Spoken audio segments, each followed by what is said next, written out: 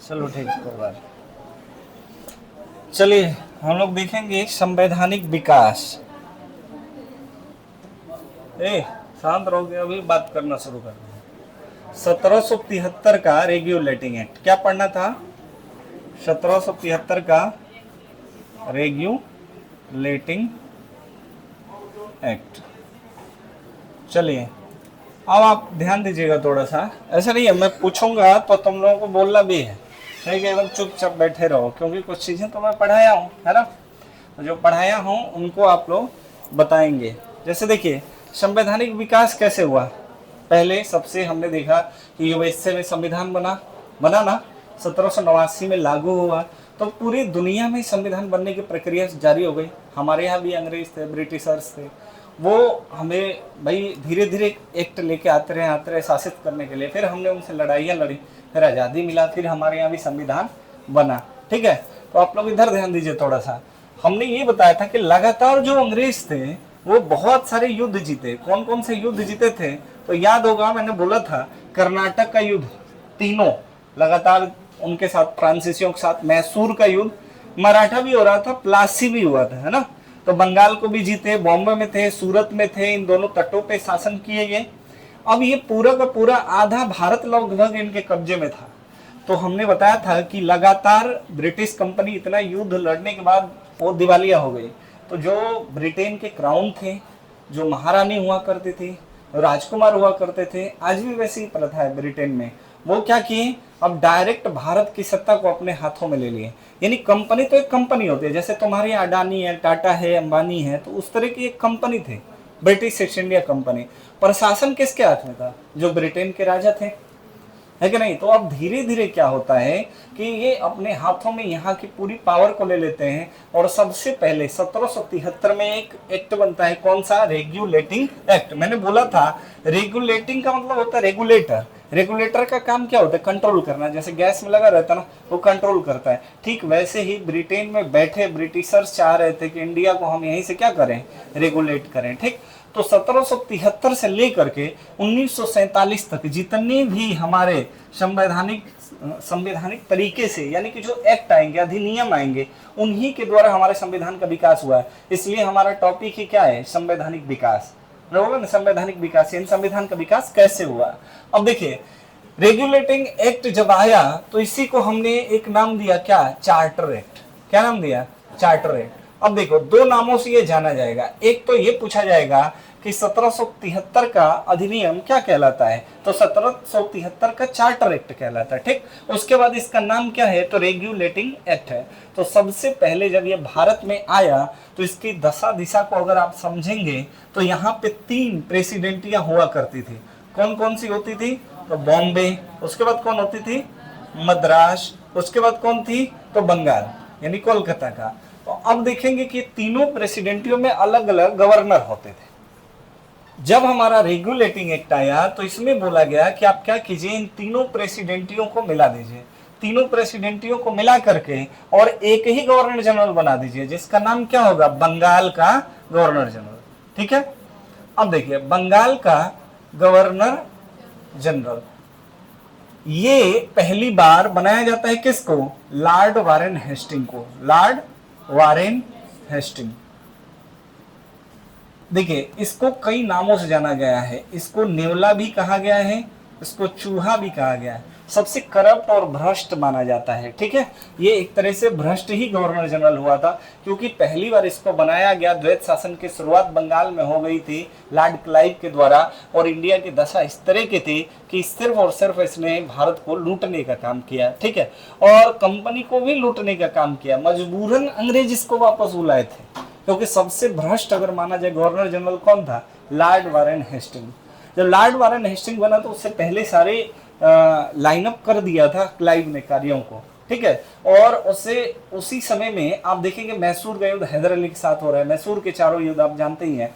1767 में, फिर 1780 में, 1792 तक चला, 90 से 99 में तो हैदर अली, टीपू सुल्तान सारे मारे जाते हैं। और मराठा भी इसी समय 1775 में आंग्ल मराठा युद्ध होता है। तो इन सब की जो योजनाबद्ध तरीके, जैसे एक बफर जोन वाला घेरे की नीति जो लागू करता है वो यही है, वारेन हेस्टिंग। तो आप देख रहे हैं एक तरह से ये क्या कर रहे हैं, इंडिया को खोखला करने का भी काम किया है। ठीक है, तो ये आप याद रखेंगे कि बंगाल का पहला जो गवर्नर जनरल बना उसका नाम क्या था, लॉर्ड वारेन हेस्टिंग। अब देखिए इसके फैक्ट क्या क्या याद रखते हैं हम। एक फैक्ट क्या कि चार्टर अधिनियम 1773 कितने वर्षों के लिए आया, तो ब्रिटिश क्राउन ने ये कहा या ब्रिटिश संसद ने ये कहा ये कानून कितने वर्षों के लिए जाएगा, 20 वर्षों के लिए जाएगा। उसके बाद इसी एक्ट के तहत भारत में पहली बार सुप्रीम कोर्ट की स्थापना हुई थी, पर यह सुप्रीम कोर्ट बना कहां था, तो कोलकाता में। इसके प्रथम मुख्य न्यायाधीश हुए ए लीजे एम्पे, याद रखिएगा। लेकिन अगर हम कहें कि सर्वोच्च न्यायालय तो अंतिम अपील न्यायालय होता है ना। अब ये सारी चीजें नोट कराएं, घबराओ नहीं, पहले समझो चीजों को। अगर हम कहेंगे कि जो हमारा सर्वोच्च न्यायालय होता है वो तो अंतिम अपील न्यायालय है, दिल्ली में जो न्यायालय वहां अंतिम निर्णय होता है, लेकिन इसको हम अंतिम अपील न्यायालय नहीं कह सकते थे।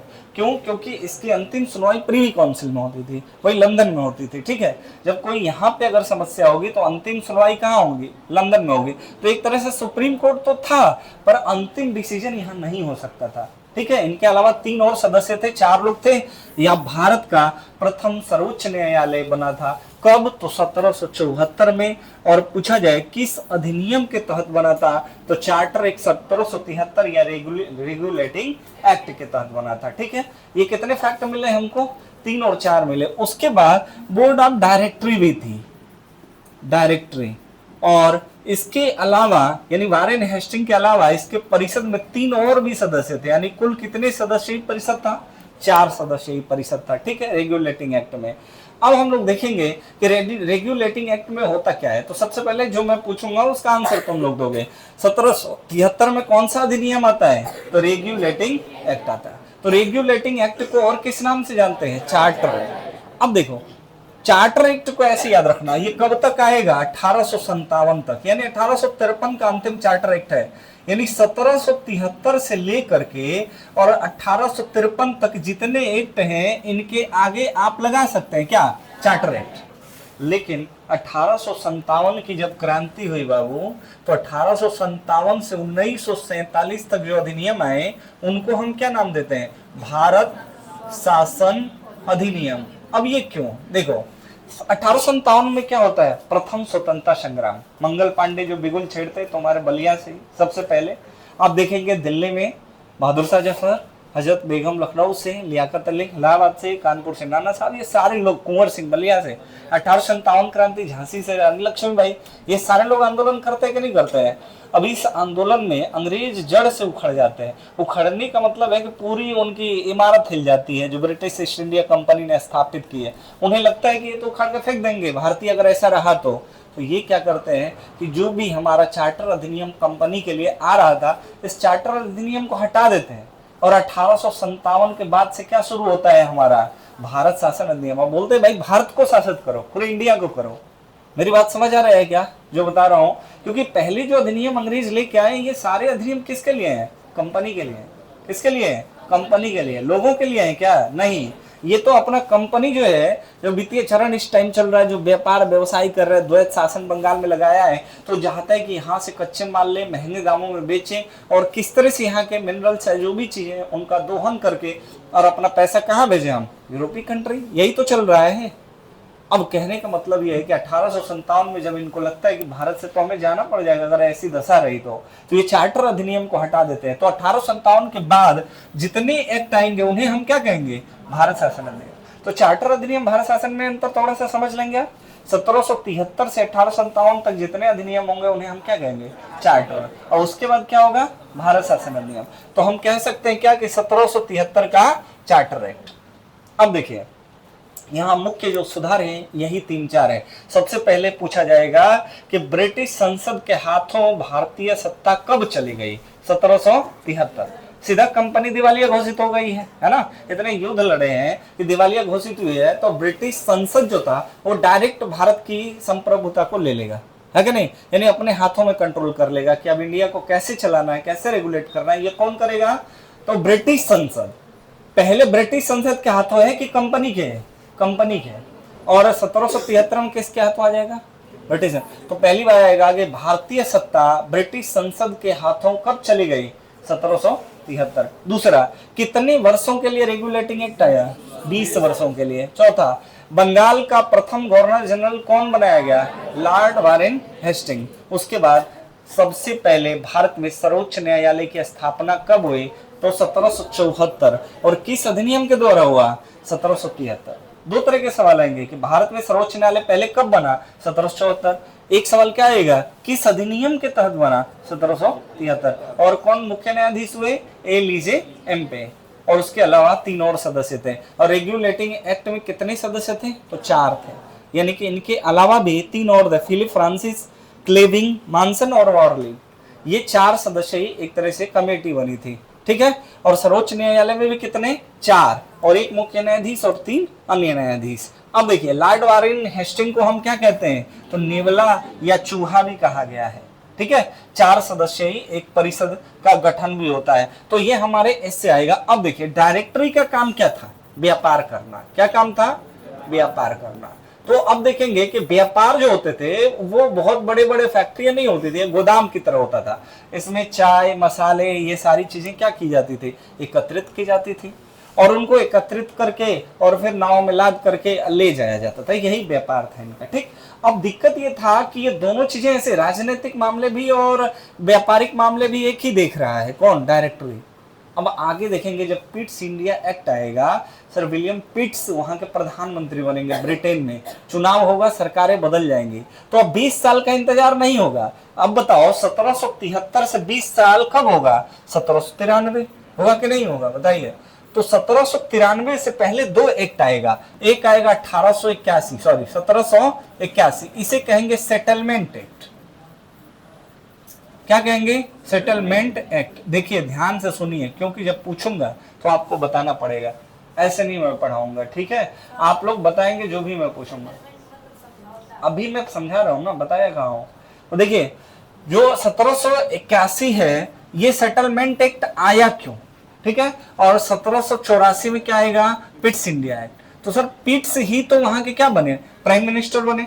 तो पिट्स इंडिया एक्ट आएगा। अब देखिए, 2 बातें यहां पे समझना है। क्या कि 20 साल से पहले ही ब्रिटेन में ये 2 एक्ट ब्रिटेन ने भारत को भेजा। तो कौन कौन से है? सेटलमेंट। सेटलमेंट क्या था? तो 1773 रेगुलेटिंग एक्ट की जो कमियां थी, इन कमियों को दूर करने के लिए आया, ठीक है। जो कमियां थी उनमें सुधार किया गया। किस एक्ट के तहत? सेटलमेंट एक्ट के तहत, ठीक है। 1784 में जो आया पिट्स इंडिया एक्ट, तो पिट्स इंडिया एक्ट में एक अच्छा कार्य हुआ, और जो आपके 4 सदस्य थे उसमें एक घटा दिया गया, 3 सदस्यीय परिषद बचा। 3 सदस्यीय परिषद बचा, और एक काम क्या होता है? तो बोर्ड ऑफ कंट्रोल बनता है। Board of control. ये बताओ, बोर्ड ऑफ डायरेक्टरी पहले से है ना, और ये क्या बनेगा? Board of control. अब देखिए, बोर्ड ऑफ डायरेक्टरी और बोर्ड ऑफ कंट्रोल, इन दोनों के कार्यों को बांट दिया जाएगा। बोर्ड ऑफ डायरेक्टरी को कहा जाएगा कि आप क्या देखिए? तो व्यापार। और कंट्रोल को क्या देखा जाएगा? राजनीतिक मामले। राजनीतिक क्यों देखना है? बताइए, राजनीतिक मसले क्यों देखना है? क्यों? क्योंकि भारत में हर जगह तो युद्ध चल रहा है। आंग्ल मराठा युद्ध चल रहा है, आंग्ल मैसूर युद्ध चल रहा है कि नहीं चल रहा है? तो ये बताइए कि कंपनी अगर खाली व्यापार करे, तो अगर किसी से युद्ध हो जाएगा तो कौन देखेगा? बात समझ रहे हो? तो इसने बोर्ड ऑफ डायरेक्टरी और बोर्ड ऑफ कंट्रोल 2 चीजें बना दी। तो बोर्ड ऑफ डायरेक्टरी क्या करता है? वो व्यापार। बोर्ड ऑफ कंट्रोल क्या करेगा? राजनीति। अब जहाजें जा रहे हैं, रास्ते में कोई हाईजैक कर लिया इनकी जहाजें, तो उनसे युद्ध भी तो लड़ना है। तो व्यापारी मजदूर लड़ेंगे कि उसके लिए वेल मेंटेन सैनिक होने चाहिए, है कि नहीं? तो याद रखिएगा, सवाल आपसे कैसे आएगा, मुख्य बात ये देखना है कि बोर्ड ऑफ डायरेक्टरी तथा बोर्ड ऑफ कंट्रोल को किस अधिनियम के तहत अलग कर दिया गया, उनके कार्यों को बांट दिया गया। 1784। कौन सा एक्ट है? Pitt's India act. बताओ कौन सा एक्ट है? Pitt's India. अब बताइए, बोर्ड ऑफ डायरेक्टरी कब बनी? 1773 में। लेकिन बोर्ड ऑफ कंट्रोल कब बना? 1784 में। अब देखो, आता है 20 साल पूरा हो जाता है 1793। कब? 1793। 93। अब देखिए 1793 में जब आया तो हुआ क्या कि भाई आप जानते वास्को डी गामा जब वापस गया तो 60 गुना मुनाफा हुआ था कि नहीं हुआ था। अब बताइए कि अमीर होते जा रहे सारे के सारे लोग तो चाहेंगे कि अमीर हो हम भी, वहां से भी ब्रिटेन से भी लोग चाह रहे हैं कि हम भी जाए व्यापार करें। तो वहां भी कुछ चीजों को लेकर के और ब्रिटिशर्स के सामने एक चुनौती आई कि भारत हर कोई जाना चाहता है, कौन नहीं अमीर होना चाहेगा, है कि नहीं। यहाँ से भी तो सबसे ज्यादा पलायन करने में इंडिया 1 नंबर है, 2 करोड़ लोग बाहर रहते हैं, यूएई में और कनाडा में सबसे ज्यादा इंडियंस रहते हैं। सऊदी अरब लोग जाते हैं ना, तो जहाँ पैसा मिलेगा, डॉलर मिलेगा, लोग जाएंगे ही जाएंगे, सीधी सी बात है। तो जो हमारे आए यहाँ पे ब्रिटिशर्स तो कंपनी के अधीन ही आए, लेकिन अब वहां पे ये होड़ मच गई थी, हर कोई जाना चाह रहा था, तो उनके लिए कानून बनाने की बात की गई कि भाई हम भी जा सकते हैं, कोई भी जा सकता है। तो इसको कुछ अधिकारियों के कुछ वेतन भत्ते या जो भी रहा होगा उनको बढ़ा करके और छोड़ दिया गया। अब अक्सर देखते हैं, फिल्मों में भी देखा होगा, जब धरने वरने लोग देते हैं क्या करते हैं, उनका जो एक आदमी है जो नेता है उनका, मजदूरों को उनको बुलाएगा, 2-4 खोखा देगा, उसके बाद बोलेगा काम सेटल हो गया। समझ रहे हो। यानी 1793 में ये चीजें फिर से दबा दी गई कि कोई भी अपनी मर्जी से नहीं जा सकता है। आप किसके अधीन जाएंगे, कंपनी के अधीन। बात समझ रहे हो। फिर जब 20 साल पूरा हुआ ना, तो आता है कौन सा अधिनियम बाबू, 1813 का। कौन सा अधिनियम आएगा, 1813 का। इसको हम चार्टर एक्ट कह सकते हैं कि नहीं। तो देखिए 1813 का जब चार्टर एक्ट आया तो इसमें क्या क्या सुधार हुए, इनसे भी 4-5 पॉइंट आता है। सबसे पहली बात कि सभी ब्रिटेन वासियों को वीजा दे करके भारत आने की छूट दे दी गई, वीजा लेकर भारत आने की छूट दे दी गई। अब देखो पहले क्या था, कंपनी के तरफ से आप आएंगे। इन बातों को समझो, देखो 3-4 में पढ़ाऊंगा, 13 तक पढ़ाऊंगा, 33 तक। किन में क्या पॉइंट आपको याद रखना है और ध्यान से सुनना है, नोट कराने के लिए तो मैं करा ही दूंगा, है ना। आप समझिए पहले 1793 में किसी भी व्यक्ति को आने से मनाही थी। 1833 में क्या होगा, अब कोई भी ब्रिटेन का व्यक्ति चाहे तो वीजा लेकर के भारत आ सकता है, अपने मर्जी से व्यापार व्यवसाय कर सकता है। तो पूछा जाएगा कि किस अधिनियम के तहत ब्रिटिश नागरिकों को भारत आने की या वीजा लेकर भारत आने की छूट दे दी गई थी। तो 1813 का अधिनियम। अब देखो इसमें कहा गया, इसी के साथ कौन है, ईसाई मशीनरी। यानी कि एक सवाल आता है कि भारत में सबसे पहले ईसाई कब आए, 1813। वो पहले भी आए हैं, लेकिन वो पूरी तरह से अनुमति लेकर के भारत में ईसाई मशीनरी यानी कि ईसाई धर्म का प्रचार करने के लिए किस अधिनियम के तहत आए, 1813। अब देखो एक बना था क्या, धर्म विभाग। 1813 में क्या बना, धर्म विभाग। लेकिन आप याद रखिएगा इसका उद्देश्य था क्या, भारत की शिक्षा को बढ़ाना। यानी कि भारत में शिक्षा पे प्रति वर्ष 1 लाख रुपया खर्च करने का क्या रखा गया, प्रावधान, जो भारतीय कोष से दिया था, लेकिन वो कभी खर्च नहीं हुआ। ठीक है। यानी 1813 के अधिनियम में कहा गया था कि 1 लाख रुपया प्रति वर्ष हम लोग भारतीय शिक्षा पे क्या करेंगे, खर्च करेंगे। उसके बाद एक और चीज याद रखिएगा, कंपनी के एकाधिकार को समाप्त कर दिया गया। कंपनी का ही एकाधिकार था ना, लेकिन कंपनी के एकाधिकार को तो समाप्त किया गया। एकाधिकार समाप्त, याद रखना सवाल आएगा क्या कि कंपनी का एकाधिकार कब समाप्त हुआ, 1813। लेकिन 2 चीजें थी, एक था चीन और एक था चाय। चीन और चाय के साथ अभी भी व्यापार कौन करेगी, तो कंपनी करेगी। ये बात समझ आ रहे हैं, हजम हो रहे हैं मैं क्या बता रहा हूं। देखिए चीन के साथ जो व्यापार था उसमें लाभ था तो कंपनी करेगी, चाय में क्या था, लाभ था, तो कौन करेगी, कंपनी करेगी। उसका एकाधिकार अभी बना रहेगा, लेकिन बाकी कपड़ा, नमक, मसाला बेचना है तो कोई भी आकर के क्या करे, व्यापार करे, बेचे। तो सवाल क्या आएगा कि कंपनी का एकाधिकार किस अधिनियम द्वारा समाप्त हुआ, तो 1813। और ऐसे पूछेगा कि किस अधिनियम के द्वारा चीन और चाय का भी खत्म होगा, तो 1833। फिर 20 साल बाद आएगा ना। तो जब 1833 आएगा तो याद रखना कि यहाँ पे चीन और चाय का भी व्यापार कंपनी का खत्म हो जाएगा। लेकिन 1813 में क्या है, चीन और चाय के साथ अभी भी कंपनी का एकाधिकार है, खाली कंपनी व्यापार करेगी, लेकिन बाकी एकाधिकारों को समाप्त कर दिया गया। कितनी बातें मिल रही है तुम्हें। ब्रिटेन से वीजा लेकर आने के लिए हर व्यक्ति को छूट दे दिया गया। ठीक है, आप वीजा लेकर के भारत जा सकते हैं, इसे छूट मिली। दूसरा मैंने क्या बताया, तो ईसाई मशीनरियों का आगमन हुआ। ईसाई धर्म के प्रचार के लिए पहली बार कब आए, किस अधिनियम के द्वारा, 1813।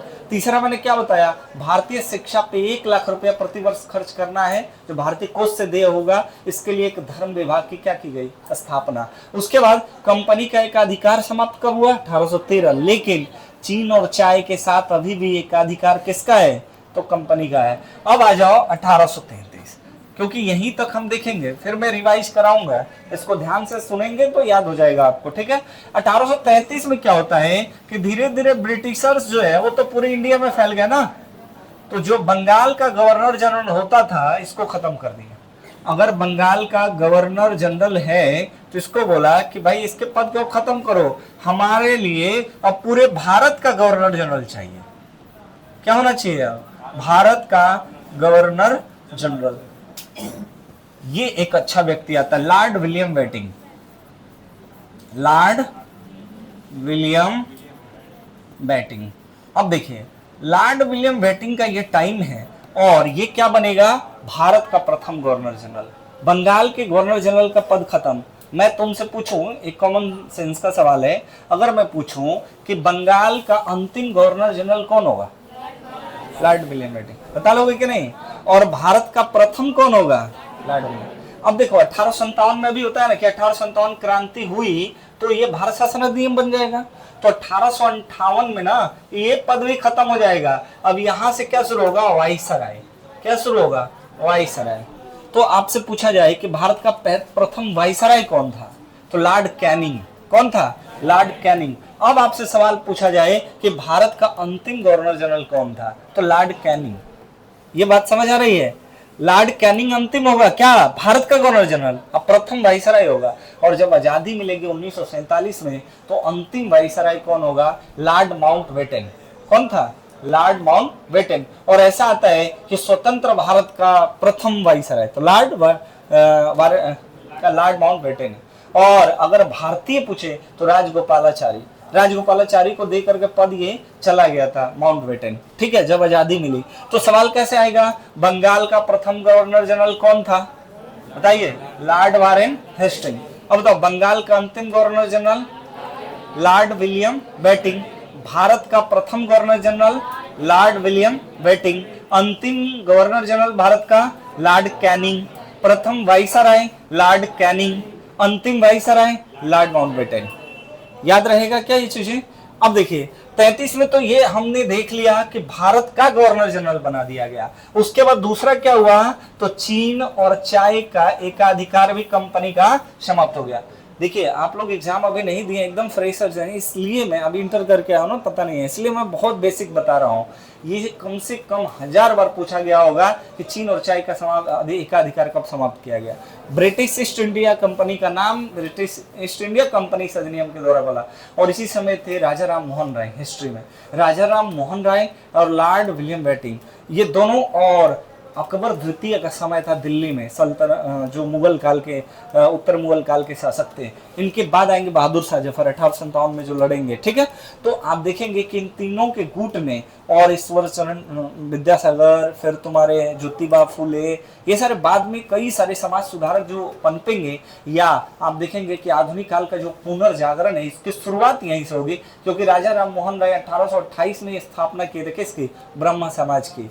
ये सर पढ़े हिस्ट्री में तुम लोगों को, ठीक है। तो जब ब्रह्म समाज बना तो समझिए कि हमारे यहाँ एक पुनर्जागरण काल आया है कि नहीं। तो उसमें एक बहुत बड़ा सहयोग किसका है, लॉर्ड विलियम बेटिंग का भी है। क्यों, क्योंकि दास प्रथा, विधवा पुनर्विवाह और ये सती प्रथा जैसे जो कुरीतियां थी हमारे यहाँ, इनको क्या किया, समाप्त किया था इसमें, ठीक है। यानी जो हमारे समाज में ये एक तरह से क्या था, अभिशाप ही था, कुरीतियां ही थी, है ना, दास प्रथा और ये सारी चीजें, तो इनको समाप्त करने का काम किया। इसलिए मैं मानता हूँ कि एक तरह से ये क्या था, एक अच्छा गवर्नर जनरल था। जैसे वारेन हेस्टिंग्स था उससे तो बढ़िया ही है, इसने को समाज में सुधारने का प्रयास किया और उसने पूरा भी किया था। उसके बाद 1833 ही है ना, यही पढ़ रहे हैं ना, इसमें देखेंगे प्रथम विधि आयोग बना था। विधि आयोग का जो अध्यक्ष था लॉर्ड मैकाले।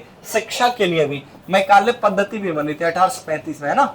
मैकाले ये क्या बना था, विधि आयोग एक बना, उसका अध्यक्ष बना था, ठीक है। 1833 के ही अधिनियम में ये भी हुआ। उसके बाद सिविल सेवाओं में खुली प्रतियोगिता होने लगी। जैसे सिविल सर्विसेज होते थे ना, IAS OAS के, IFS के जो एग्जाम होते थे, ICS एग्जाम होता था, जो सत्येंद्रनाथ टैगोर पहले व्यक्ति थे भारत से ICS बनने वाले। सुभाष चंद्र बोस भी IAS निकाले थे, है ना, बहुत कम एज में निकाले थे ये सारे। तो पहले क्या था कि खाली ब्रिटेन के ही लोग बनते थे बड़े अधिकारी, अब क्या था कि ये खुली प्रतियोगिता होगी, अब जो भी प्रतिभागी पास होंगे वो बनेंगे अधिकारी। तो ये भी कब हुआ, तो सिविल सर्विसेज का खुला जो एग्जाम होना शुरू हुआ वो कब हुआ, 1833 में। चलिए एक बार रिवाइज करते हैं, इधर ध्यान दीजिए आप लोग। हमने क्या बताया, सबसे पहले 1773 में कौन सा अधिनियम आया, रेगुलेटिंग एक्ट। रेगुलेटिंग एक्ट को और किस नाम से जानते हैं, चार्टर एक्ट 1773। ठीक है, जल्दी जल्दी बोलो तुम लोग, ठीक है। बंगाल का प्रथम गवर्नर जनरल कौन बनाया गया, Lord Warren Hasting. Lord Warren Hasting को क्या कहा गया है, नेवला या चूहा भी कहा गया है। अब देखेंगे कि कितनी प्रेसिडेंटियों को मिला के बना था, तो 3। कौन कौन थी, बंगाल, मद्रास और बॉम्बे, इनको मिलाया गया। अब देखिए चार्टर अधिनियम 73 कितने वर्षों के लिए आया, 20 वर्षों के लिए आया। अगर हम पूछे कि ब्रिटिश संसद के हाथों भारतीय सत्ता, ब्रिटिश संसद के हाथों भारतीय सत्ता कब चली गई, तो 1773। ठीक है, कंपनी दिवालिया घोषित हुई और डायरेक्ट ब्रिटेन कंट्रोल करने लगा इंडिया को। आगे देखेंगे क्या कि सुप्रीम कोर्ट सबसे पहले कहां बना, कोलकाता में बना। कब बना, 1774 में बना। किस अधिनियम के द्वारा बना, रेगुलेटिंग एक्ट के तहत बना। और पहले मुख्य न्यायाधीश कौन थे, एल से MP। ठीक है, एक कार्यकारिणी जो परिषद थी इनकी, उसमें कितने सदस्य हुए, 4। और न्यायाधीश कितने थे, 4, जिसमें से एक ये थे और 3 अन्य थे। आगे देखेंगे कि बोर्ड ऑफ डायरेक्टर थी और डायरेक्टरी का काम क्या था, व्यापार करना। लेकिन अगर हम बोलें कि क्या ये अंतिम अपील न्यायालय था, नहीं, इसकी अंतिम सुनवाई कहां होती थी, तो लंदन के प्रिवी काउंसिल में होती थी। कहां होती थी, प्रिवी काउंसिल। अब बताइए इस अधिनियम की कमियों को दूर करने के लिए कौन सा अधिनियम आया, तो सेटलमेंट एक्ट। कौन सा एक्ट आया, सेटलमेंट एक्ट। कब आया, 1781। अब देखेंगे कि उसके बाद जो ब्रिटेन की सत्ता थी, वो वर्तमान जो प्रधानमंत्री था वो हार गया, नया प्राइम मिनिस्टर बने सर पिट्स थे। तो कौन सा एक्ट आता है, Pitt's India act. Pitt's India act में क्या एक कार्य हुआ, तो बोर्ड ऑफ डायरेक्टरी या बोर्ड ऑफ कंट्रोल के कार्यों को बांट दिया गया। बोर्ड ऑफ डायरेक्टरी क्या देखेगी, व्यापार। बोर्ड ऑफ कंट्रोल क्या करेगा, राजनीतिक मामले। क्लियर है यहां तक। उसके बाद देखेंगे कि 20 साल बाद 1793 में भी आता है, पर इसमें कोई सुधारात्मक कार्रवाई नहीं होती है। लोग आने की बात कर रहे हैं यहाँ, जिसको छूट दिया गया कब, 1813। तो 1813 में क्या होता है, कोई भी व्यक्ति ब्रिटेन का वीजा लेके भारत आ सकता है। उसके बाद सबसे पहले ईसाई क्या करने आए, धर्म प्रचार करने आए। उसके बाद हम देखेंगे कि धर्म विभाग की स्थापना हुई थी, यहाँ 1 लाख खर्च करना था। उसके बाद कंपनी का एकाधिकार खत्म हुआ और चीन और चाय के साथ एकाधिकार अभी भी कंपनी का था। उसके बाद 1833 का अधिनियम आता है, तो 1833 में कंपनी का अधिकार खत्म, चीन और चाय वाला भी क्या हो गया, समाप्त। और बंगाल के गवर्नर जनरल का पद भी क्या हो गया, समाप्त। तो क्या बना, भारत का गवर्नर जनरल कौन बना, तो लॉर्ड विलियम बेंटिंक। सती प्रथा, दास प्रथा, सारे का अंत करने वाला यही व्यक्ति। सिविल सर्विसेज की खुले एग्जाम होने लगे, विधि आयोग बना, मैकाले अध्यक्ष बना। और क्या क्या बताया हूं उसमें, तो सिविल सर्विसेज के लिए भी दास प्रथा का अंत हुआ, विलियम बेंटिंक ने ही किया, सारी चीजें। और याद रखिएगा ब्रिटिश ईस्ट इंडिया कंपनी का नाम भी ब्रिटिश ईस्ट इंडिया कंपनी इसी अधिनियम में पड़ा। तो कितने अधिनियम पढ़े हम लोग, 4। मुख्य रूप से कौन, 1773, पिट्स इंडिया एक्ट, 1813 और 1833, इनको याद रखेंगे। चलिए एक बार बताइए 1773 के अधिनियम को क्या कहते हैं, रेगुलेटिंग एक्ट या चार्टर एक्ट। क्या कहते हैं, रेगुलेटिंग एक्ट या चार्टर। अब बताओ सेटलमेंट एक्ट कब आया, 1881। पिट्स इंडिया एक्ट कब आया, 1884। अब बताइए अगला 93 के बाद 20 साल बाद 1813 में कौन सा अधिनियम आएगा, तो चार्टर अधिनियम 1813, इसी नाम से जाने जाएगा। अगर हम पूछे इसमें क्या क्या हुआ, तो सबसे पहले सभी व्यक्तियों को वहां से वीजा लेके आने की छूट दी गई। उसके बाद चीन और चाय का अधिकार छोड़ के बाकी कंपनी का समाप्त। ईसाई पहली बार भारत आते हैं और एक धर्म विभाग की स्थापना होती है, जिसमें शिक्षा पे 1 लाख रुपया खर्च करना है। फिर 1833 में क्या हुआ, तो पूरे बंगाल के पद को खत्म कर दिया गया, भारत का क्या बनाया गया, गवर्नर जनरल। तो कौन बना, लॉर्ड विलियम बेंटिंक। चलिए यहां तक हम लोग देखे हैं। कल आगे हम लोग देखेंगे और इसे नोट भी कराते चलेंगे एक एक पॉइंट को, ठीक। बहुत डीप में आपको नहीं जाना है, नहीं जानना है, जानना वही है जो डायरेक्ट आपको एग्जाम में पूछा जाएगा, ठीक। इसको रोक दो।